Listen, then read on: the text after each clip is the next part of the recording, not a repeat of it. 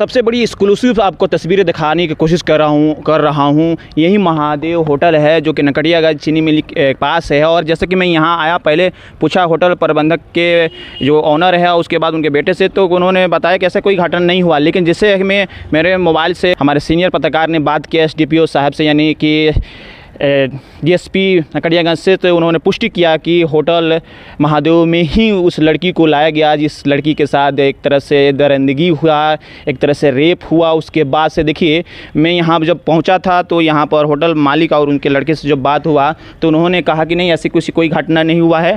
तब उसके बाद से मैं ठीक डायरेक्टली हमारे नंबर से हमारे सीनियर पत्रकार हैं, उन्होंने डीएसपी साहब से बात किया कि कौन सा होटल, तो उन्होंने बताया कि महादेव होटल है, उसी में ये सब घटना घटा है। लेकिन ठीक है, ये होटल मतलब 10 मिनट पहले एक तरह से खुला था, लेकिन अब यहाँ पर देख सकते हैं यहाँ पर ताला लगा दिया गया है। तो ये एक तरह से होटल है, मैरिज हॉल भी है।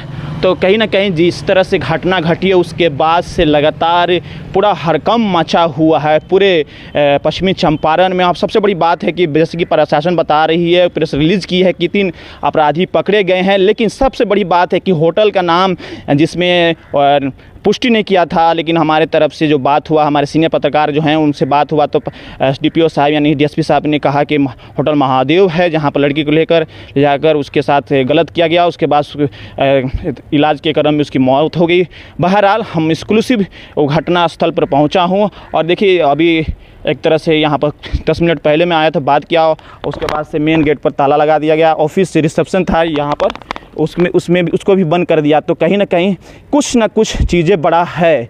अगर इसको बड़ा लेवल से अगर इन्वेस्टिगेट किया जाए तो इसमें बड़े बड़े मछलियाँ फंस सकती है। तो लगातार जामिया वर्ल्ड एक तरह से पहुँचा है उस जगह पर जहाँ पर इस घटनाक्रम हुआ है, जहाँ पर लड़की को लाया गया, उसके बाद उसके साथ गलत हुआ। बहरहाल ये लगातार मेरी जांच पड़ताल इन्वेस्टिगेशन जर्नलिज्म होता रहेगा और आखिरी दम तक मालूम किया जाएगा कि इसके पीछे कितनी बड़ी रैकेट्स है या क्या हुआ। बहरहाल उस बेटी को इंसाफ दिलाने के लिए लगातार जामिया वर्ल्ड संघर्ष करेगा, लड़ते रहेगा। देखते रहे जामिया।